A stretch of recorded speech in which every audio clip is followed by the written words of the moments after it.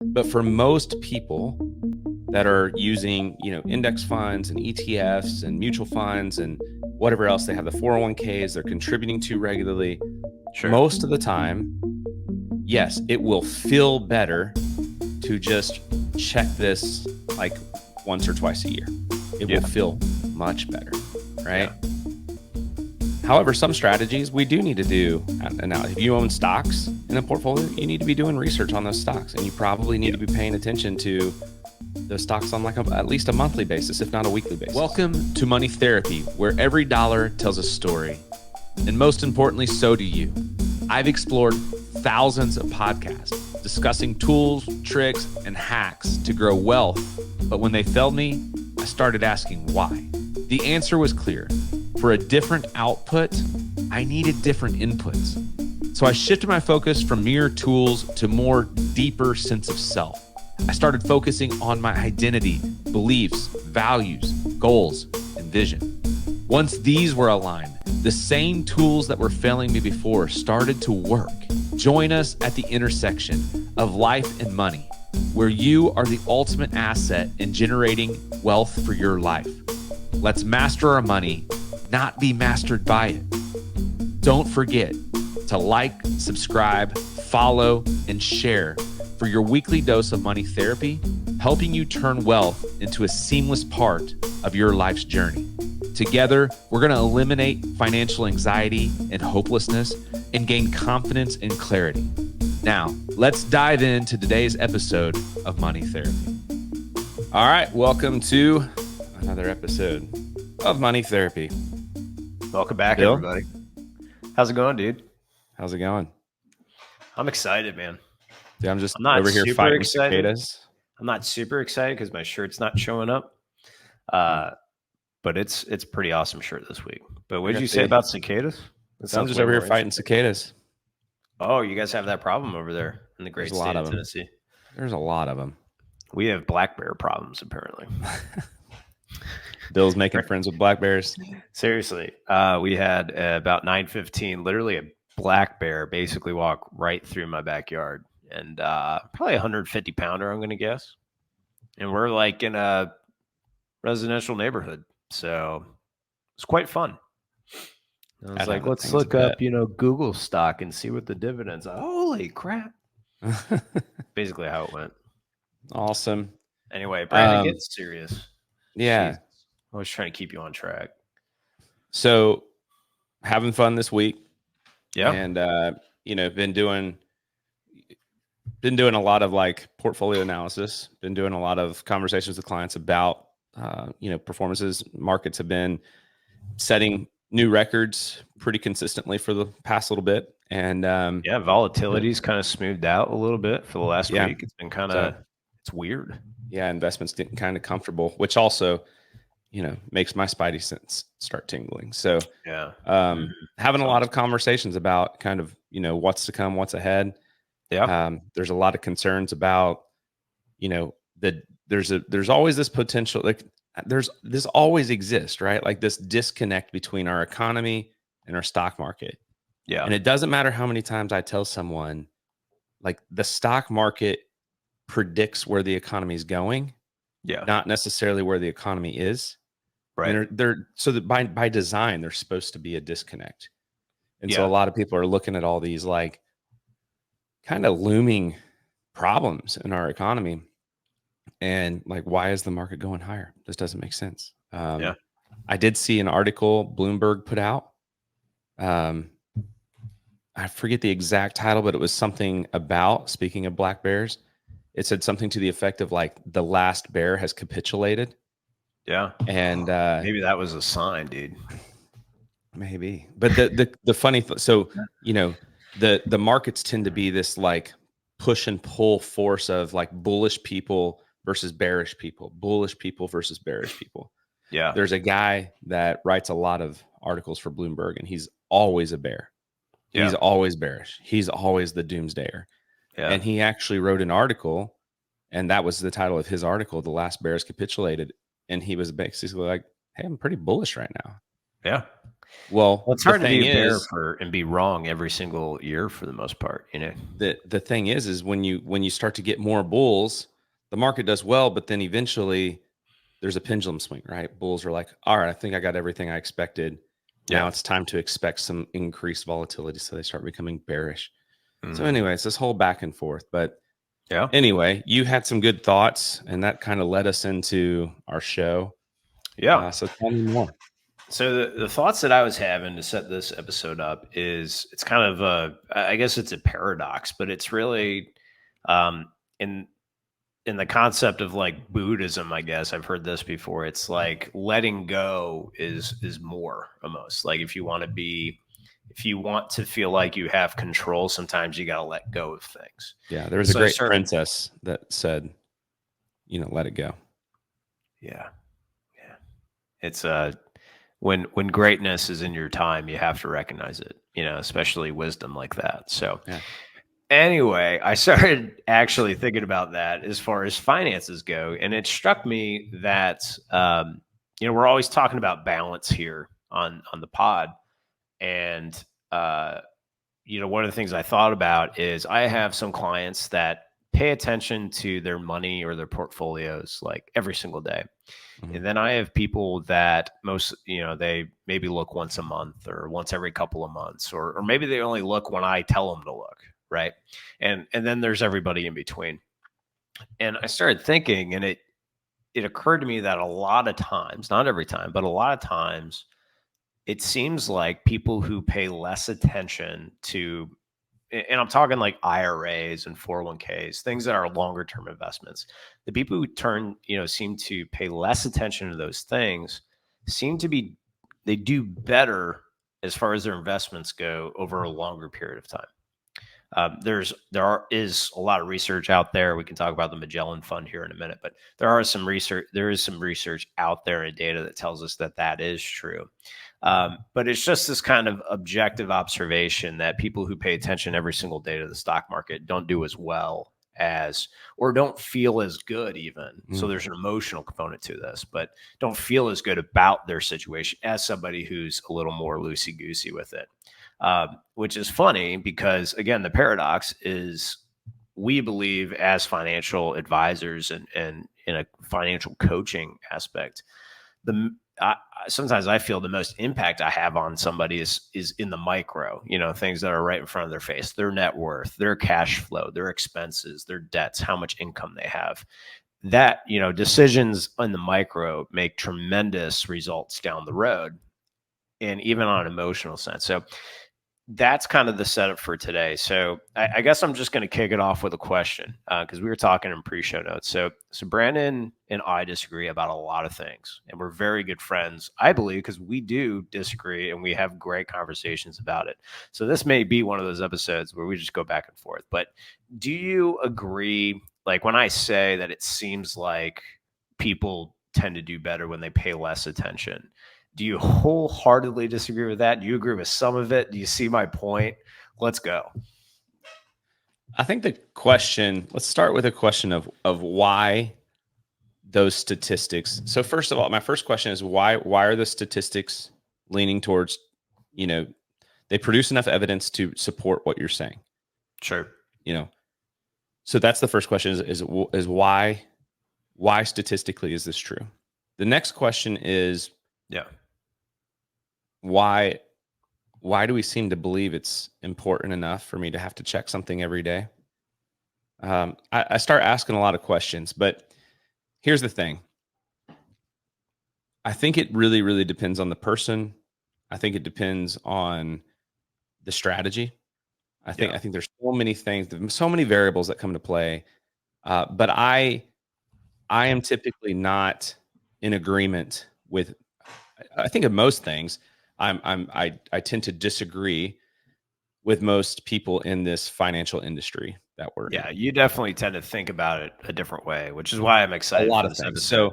So one thing is, like, I have clients, and typically in one of the first conversations, early conversations, once I start, like if I'm managing assets, or if we set up an investment strategy and they're managing assets on their own. Yeah. I tell them hey, it's probably good for you not to check this every single day. Yeah. It's kind of But I also tell conventional them, I know you're advice. going to check this every single day. Yeah. Right. So like, There it you does go. no good for me. I kind of equate that to like telling a child, no, you can't have ice cream. Yeah. Right. As soon as you say, no, you can't have ice cream, that's That's all all they they want. want. Yeah. That's all they can focus on. That's all they can think about. Yeah. Right. So it's like, all right, if this is going to be your human behavior, how do I get inside of that behavior and support a healthy approach? Because I do believe Yeah. that, if, again, based on specific strategies, could be wildly different, but for most people that are using, index funds and ETFs and mutual funds and whatever else they have, the 401ks they're contributing to regularly, Sure. most of the time, yes, it will feel better to just check this like once or twice a year. It Yeah. will feel much better, Yeah. right?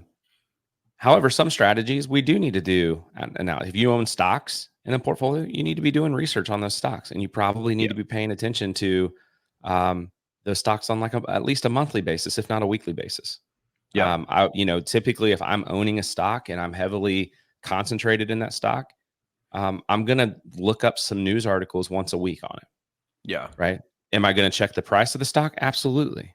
Yeah. But I'm not making a decision based on the price. I'm making decisions based on the news, the earnings reports, the fundamentals, things like that. Yeah. Like, another thing that I want to say too is, like, one of the questions is, why does the stats suggest you're right? Yeah. I think it's kind of like, have you ever met somebody, you knew them for a season of life, and they go away, and then they come back and they're like, they've lost 100 pounds, right? And Yeah. they just look like a whole different person. And Yeah. you're just like, you look so good, Yeah. right? And they're like, I didn't really, like, I don't know. Like, I Yeah. feel the same. It's because they see themselves every day. You're seeing them 6 years later, Sure. right? So sometimes our emotions can be tied to that. If, for the people that don't check it every day and they check it 3 years from now, and they've been, again, contributing that 401k, getting that match, growth, and all these things, they're like, Yeah. holy cow, I've made that much money. Yeah. But if they watched it every day and they just see that 0.01% increase, they're like, well, what's actually, this is worthless. Yeah. It'll So, drive you crazy. Yeah. yeah. Yeah. I think that's a really good point. I think it's kind of, using the get healthy metaphor, I guess it's kind of the difference between somebody who like goes strict dieting and strict exercise for a very short period of time, as opposed to somebody who they have a lifelong passion of like trail running or something. Right. We all know this ultra runner types, they're skinny as a rail and usually very healthy and blah blah blah, but basically like that person's typically, it seems a little more balanced, I guess, from an objective. If you're just talking to them and looking at them, they're probably, you feel a little more balanced than maybe somebody who is very sporadic. And maybe that's what we're talking about here. Maybe that's one of the elements, because one of the things I wrote in show notes, and part of my thought process here was, and I want to hear your thoughts on this, is like, I feel like we've developed an entire industry, and we're a part of that industry. Financial advisors have, this industry is developed in an effort to, you kind of said it, conserve wealth. And sometimes people confuse conserving wealth as far as building wealth. But you're right. For most people, they're not going to do the stock research. They're not going to, we're not all Warren Buffett, right? And if you're a great, if you're a great doctor, but you're not great at this thing, then putting money in your 401k and getting a consistent rate of return through diversification, through index funds, through mutual funds, all that stuff, that's a great second option, right? If you're not going to dive headfirst into something. But we've created an entire industry to basically tell people, hey, put your money into an account. Don't look at it all the time, maybe once a month. Don't drive yourself crazy with it. Conventional wisdom. And over time, this is going to grow and grow and grow and grow. And we've talked about this a lot. There's a lot within that you can't control. But that's become, in America's mind, I feel that's become like, this is how you create long-standing generational wealth in America. And I think that there's definitely some truth to that, but we're not going to become a Warren Buffett or Jeff Bezos or a Bill Gates doing that. It's a different formula. And I think that us as financial advisors have to be aware of that, because again, our industry is designed to basically give people a strategy of wealth diversification, and wealth within that protect the wealth instead of focusing on growth. And so what we've tried and focus on at Harpeth Wealth, and Brandon, I want you to talk about this because you talk about this the best, but we think about that a different way. We think about the things that you can control, not necessarily, all the things you can't control. That was a lot. You gave me a lot. Like, there's a lot to talk about there. So let's break down before we jump into the what we can control part. Yeah. First of all, let's talk about the industry. Yeah. Financial planning. All right. Let's look at two truths that I think exist. Okay. First of all, I think it's in my DNA, and I think it's in your DNA, and I think it's in every human being's DNA, going back to like cavemen. Yeah. Right. The first thing that we seek is protection. Think about your family. Like at the end of the day, if you don't feel safe, you want to strive for safety. Sure. Right. The next thing that we want to do is we want to be providers. Okay. So protect and provide. Right. Yeah, once I know my family is safe, I need, like, part of that safety is putting food on the table. Yeah. Right? Part of that. So protection, we want to provide, and then we can start thinking about prospering. Right. Like prosperity. We can start. So like stability, you would say like stability first within that, safety and covering needs. And then that's when you can kind of lift your head above water, so to speak. Yep. Yeah. I mean, you can look at Maslow's hierarchy of needs, right? Like it's in our DNA. It goes like the caveman would find the cave, then he'd go out for the hunt, right? Yeah. And then he would try to improve the cave. Sure. Right. Like this has been, and it's the same thing we do, right? We'd buy our first time home just to have a roof over our head. And then we want the bigger home, the better home, the nicer home eventually. Right. Right. Yeah. So that's, first of all, that's in our DNA. Yeah. Okay. Now let's talk about like the financial industry and how it got started. Okay. Back almost through the 90s, if not even into the early 2000s, everything was about transactions. Okay. So for decades, if not centuries or a century or more, like, I needed you to pay attention to your investments, because the minute you got a little bit emotional about your investments, I could sell you the next thing. That's right? true. So the whole financial industry, we've been trained, like everything can be almost everything can be tied back to money in some way, shape, or form. And real quick time out with Brandon, I think, is talking about is back in the day, we used to get a commission for every transaction that would occur. So for your broker advisor to make money, there would have to inevitably be a sell or a buy of something. Right. That was the way the industry was built. The financial industry was built on, hey, how's that investment doing? It's not doing as great as we thought. Oh, well, I actually have a better investment for you. I sell that one for a transaction price. I buy you the next one for a transaction price, and I wait 3 or 4 more months, call you back again. Yeah. Right. That's how people made money. That's changed by and large. People still make money that way. That's still legal. But by and large, that is starting to change, where now we need people to be wealthy. Right. Because most of us get paid either, one, I'm charging you a flat fee. Mm-hmm. Right. And if you have wealth, you can pay that fee. Or two, like, I'm charging you based on a percentage of the wealth that you have. Right. Sure. So that's the newer way forward. That's the new path. Yeah. Not here to really talk about fees, but in that sense, for tens of years, if not 100+ years, we have trained people to focus on the investment. Yeah. Right. So now it's in your DNA, and it's in our, there's the fireworks. 2 thumbs up. Figured it out. I think it's a double thumbs up, dude. Yeah, it is. Try so I like talking with my hands. If you're watching the video, if you're listening, you can't see it, but if you're watching the video, then if you're watching, it's chaos. Put my hands in my pocket. All right. So, but yeah, so if it's in your DNA to protect what you have. Sure. Right. And now our industry, for the better part of 100 years, has been training us to focus on the stock. because Yeah. nothing else, they couldn't make money with anything else. So now that starts to, let's pause right there and jump over to something else Yeah. where most people don't understand how valuable they are. Mm-hmm. Right. And this is something I work with my clients on, Bill. Like, if you just factor up how much money you've earned in your life, Mm-hmm. right? And we call that income rate, right? Yeah. If we figure out how much income you have earned and then how much income you are potentially going to earn Yeah. in your life, you will quickly realize that you are the single greatest wealth generating asset that you have access to. Yeah. I Okay? agree. So, but what we tend to do is we start focusing on the money that we have in this like scarce kind of mindset. Yeah. We're not convinced we're going to continue making more the way that we have.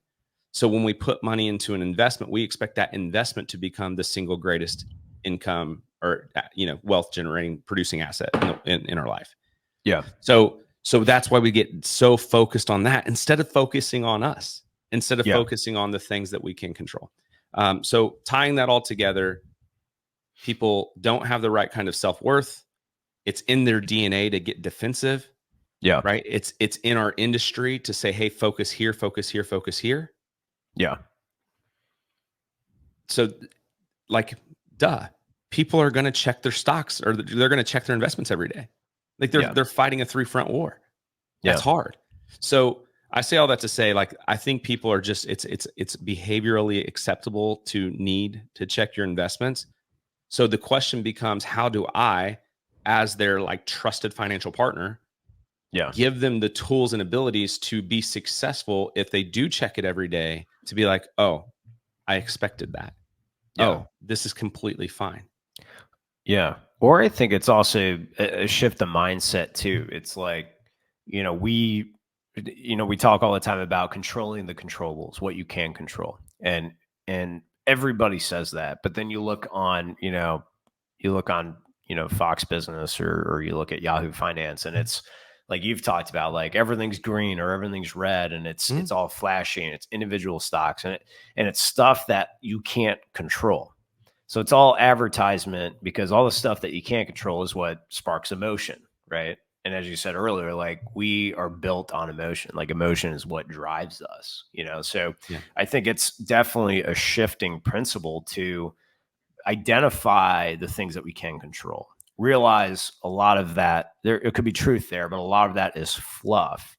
And what are things that I can control? I can control my income most of the time, right? Mm-hmm. I can control my expenses most of the time. I can control my debt. I can control whether or not I'm working towards increasing my net worth or decreasing my net worth, or whatever your goal is, right? So, but those, and we've talked about elements a lot. We use this app called Elements, and it's geared towards exactly that. It's geared towards, we track your net worth, we track your expenses, your income, we track things that change in your life right in front of your face, as well as tracking those stocks and the mutual funds and the investments that are hopefully going to grow for us in the future.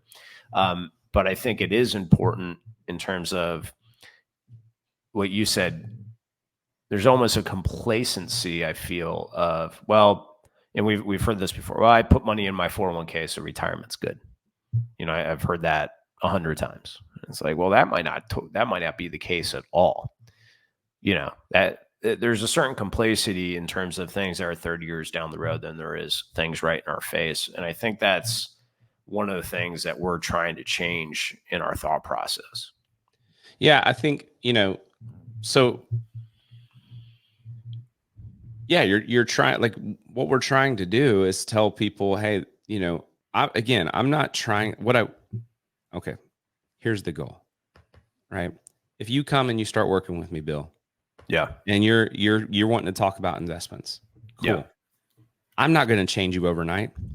And just like the kid in the ice cream, like if I just tell you, no, don't check this every day, you're going to be wildly frustrated. And guess what? You're still going to check it every day because you're an adult, right? Yeah. So I am going to wage a multi-front war with you, right? Yeah. And trying to change the behaviors and change your focus and make you realize you have less to be concerned about than you think. Yeah. So while, yes, it's going to take, a few quarters or maybe a year for me to start showing you that even though your stocks are doing this and going up and down and there's volatility, guess what?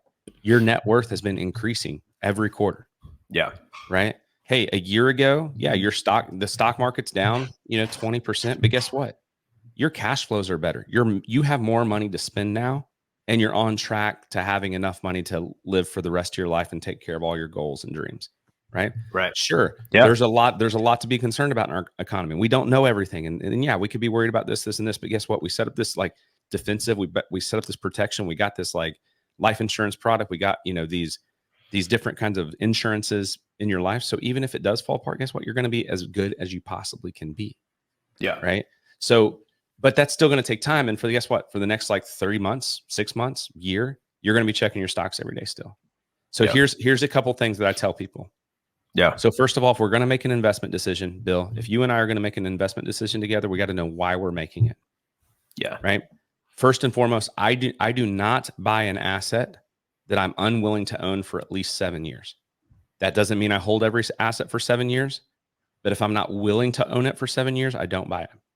Yeah. I can change my mind. Things can change. I might have to sell. Or maybe if we thought it was going to triple in the next 7 years and it triples in the next 7 months, we'll sell. Yeah. Right. But if I'm not willing to own it for 7 years, now with that, let's look back at the past 7 years, Bill. Look how many times the stock dipped more than 10%. Look at the volatility. So we can expect that this is going to happen, right? Yeah. Like we're going to expect volatility for the next 7 years in this. Yeah. Okay. So the question is why are we buying it? Let's get clear on that. What do we expect to get out of it? Let's get clear on that. And let's set some. So now when you do check it every day, Bill, you can be like, oh yeah, I don't love it, but I expected that. Right. Yeah. And then you have a list of reasons why you own it. So maybe when you do see the dip, you're like, this is actually on sale now. Now you're not afraid of the dips because we expect it because we know it's coming. Yeah. And we know why we own it. In 7 years, these new strategies or these new widgets are going to be available by this company and they're going to make more money. So I'm going to buy the dips, right? Yeah. The other thing that I do is say, just gauge yourself, think quickly about how you feel right before you go pull up the app or the screen where it shows all your investments. If you're feeling tired, take a nap first.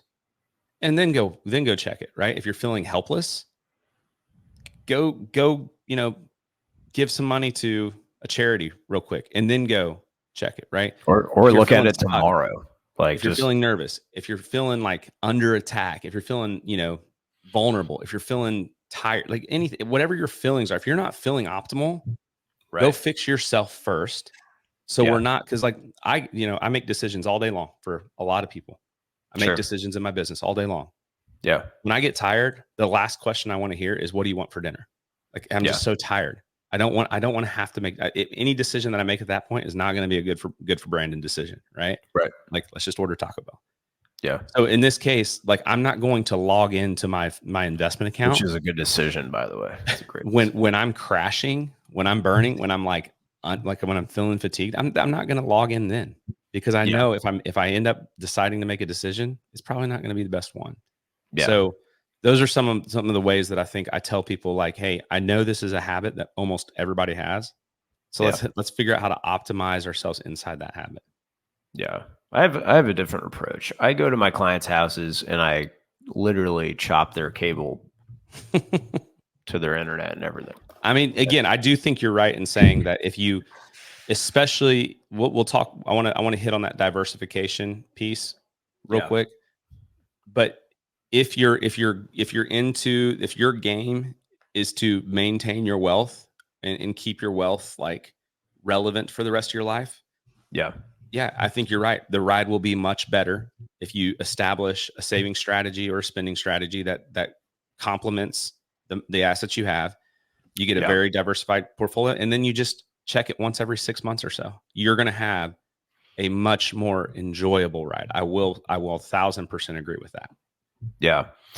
I want to talk about sexy advice here for a second. So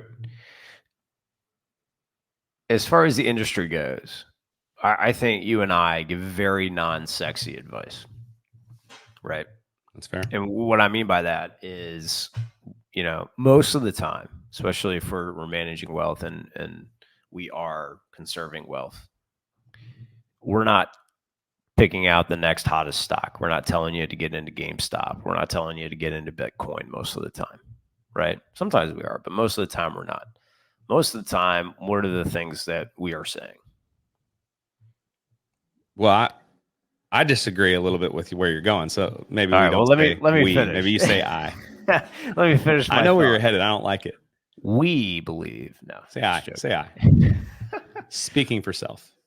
But what I'm saying is, like, conventional wisdom and what we think, the point that I'm trying to get across is I think starkly different. And I think it's changing on a day-to-day basis because like the fact of the matter is, like, you're going to be more well balanced if you prescribe to the mentality that we're trying to talk about here today, which is controlling what we can control and trying to let go on some of the things that we can't control.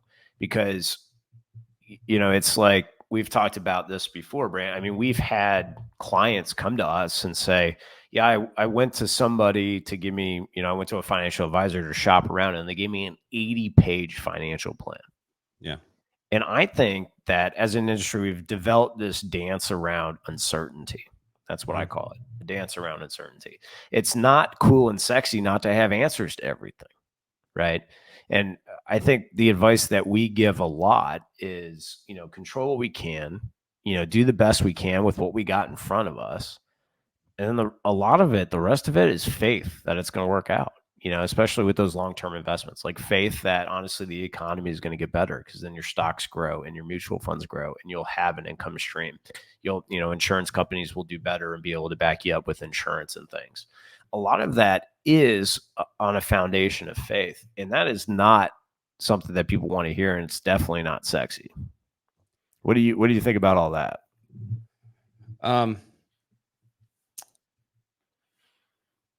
So I think all right. I tell people all the time, or I tell my clients all the time, when you leave my office, put on your seatbelt before you drive anywhere, right? On your way home, make sure you wear your seatbelt. Why would we wear a seatbelt? So our head doesn't go through the windshield, Brandon. Our head doesn't go through Now, are we definitely going to get into a wreck on the way home? Absolutely not. Depends on who's driving. Absolutely. It doesn't mean we're definitely going to get into a wreck, right? If I put on my seatbelt, I'm not guaranteeing a wreck. Sure. If I put on my seatbelt, am I definitely not going to die of cancer in 8 years? It's hard to tell. No, and I'm not definitely going to not, right? Like there is a chance that I could still die of cancer in 8 years by wearing my seatbelt today. The point is a lot of times we get so focused on the future that we can't control, that there are many, many unknowns, and it starts to feel we don't like like human beings don't like to not have control of a situation. We like to control certainty. We like it. Yeah. And exactly what you're saying. Love certainty. I think the biggest thing is, and this is what I tell people, I don't know what's going to happen to me in 10 years. I don't know what's going to happen to me in 20 years. I don't know the state of the United States when the state of the economy in 17 and a half years. I don't know if my average growth rate of my lifetime for my investments is going to be, 6%, 11%, or 33%. I don't know. I don't know if inflation is going to ever get back down to 2 or if it's going to jump to 20. I don't know if we're going to be spending the US dollar in a physical or a virtual coin. I don't know these things. Yeah. All I know, where I live, is that if I'm making the best decisions for my life today, and I do the same thing tomorrow, and I do the same thing the next day, if I stack a whole bunch, a lifetime of days together where I'm making good for Brandon decisions every single day, controlling what we can control that moment, chances are, if I don't die in a fiery accident or don't die of cancer, if I live a long, healthy life, I will be as healthy as possible at that future moment, right? Yeah. And so, I think, again, the industry, a lot of people, like the media, there's a lot of money that can get made. Yeah. I mean, it's actually a crime. They call it churning, right? But Mhm. there's this thin line between churning and like advice, Yeah. right? If I can make you scared and you come to me and you say, "Hey, I want to sell and I want to buy this." If I can make you nervous and you, "Hey, I want to sell this and I want to move over here. I want to do this for a little bit. I want to change strategies every single day." Yeah. That's not churning. Yeah. It's only when I go to you. And if I go to you and I'm like, "Bill, we got to sell this." We go like, no, Brandon, like this is a 7-year thing. I'm really, really good right now. I'm Yeah. not going to be able to make money. Now, if Yeah. I try to convince you, that's churning, right? Yeah. So long story short, I think, we can't control the future. What we can control is being as healthy as possible today. I check my Yeah. weight. I check my blood pressure when I go to the doctor. I get my teeth cleaned. I go to the gym.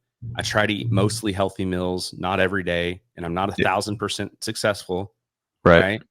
Yeah. But what I try to do is make the most as humanly possible, healthy decisions day to day to day to day.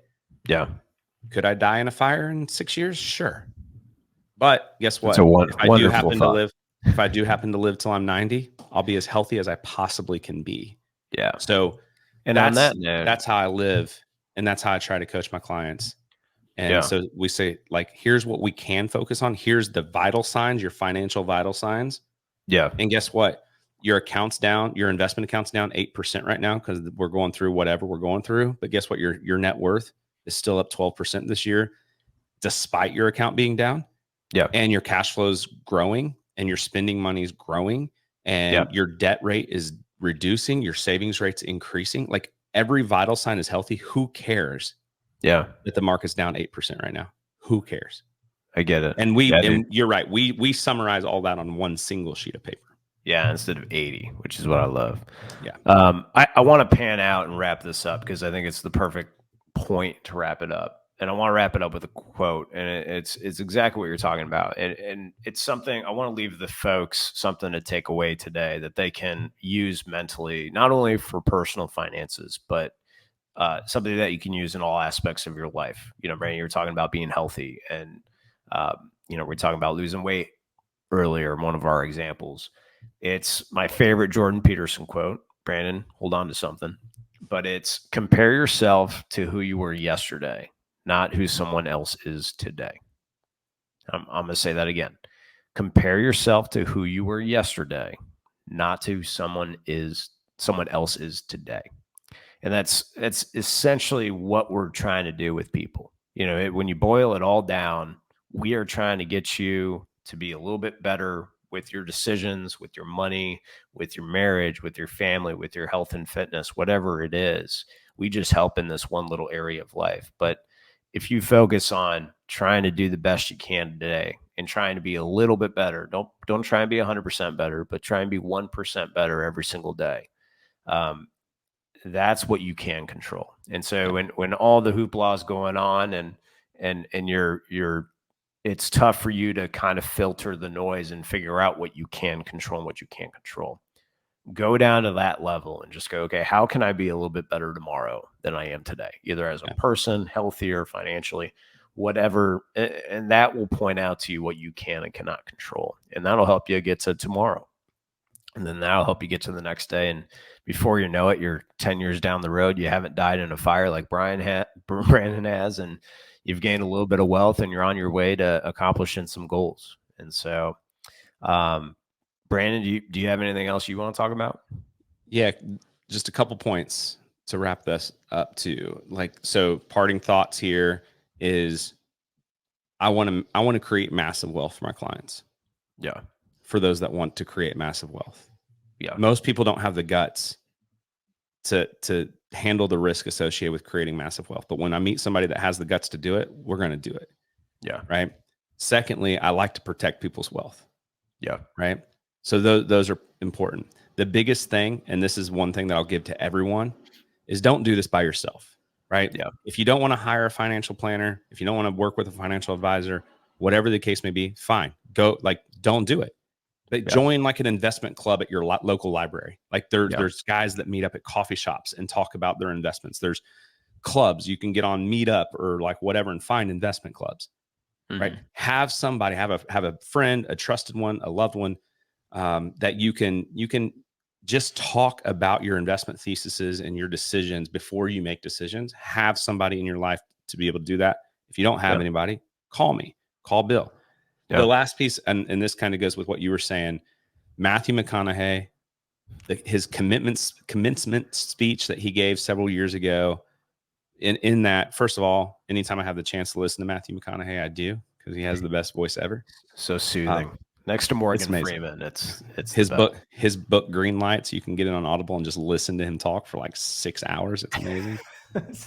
Don't do it while you're driving, folks. And it's a great book while you're operating heavy machinery.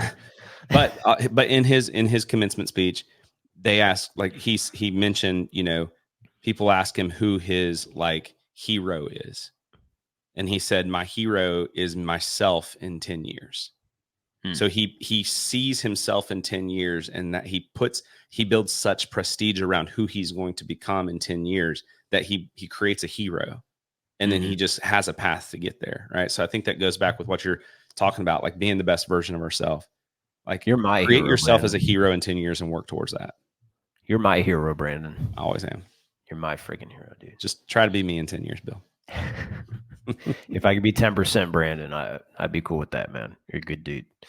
All right, guys, we're going to leave you there for this week. Everybody try and be like Brandon this next week, and reach out to us via harpethwealthpartners.com. You'll find our emails there. Anywhere where you get podcasts is where we're going to be. Like us and share us on YouTube, all that good stuff.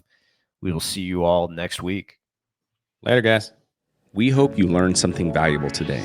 We appreciate you including us in your journey towards financial betterment. It is important to us that you know this is for educational purposes only and not to be considered specific advice for any individual listener. If something we discussed is relevant to you and you have questions about how it might be uniquely applicable to you, please discuss that with a financial professional, or, of course, we are happy to have further conversations with you about your specific questions, needs, or circumstances. We welcome you to reach out to us via our website, harpethwealthpartners.com, or by emailing Brandon at bmc@harpethwealthpartners.com. Securities are offered through LPL Financial, member FINRA SIPC. Investment advice is offered through Private Advisor Group, a registered investment advisor. Private Advisor Group and Harpeth Wealth Partners are separate entities from LPL Financial. The opinions voiced in this material are for general information only and are not to be intended to provide specific advice or recommendations for any individual. To determine which strategies or investments may be suitable for you, consult appropriate qualified professionals prior to making a decision. Investing includes risk, including fluctuating prices and loss of principal. No strategy assures success or protects against loss. All performance referenced is historical and is no guarantee of future results. All indices are unmanaged and may not be invested into directly. Hypothetical examples presented are not representative of any specific investments. Your results may vary. We want to thank you for your time, and we look forward to having you back next week.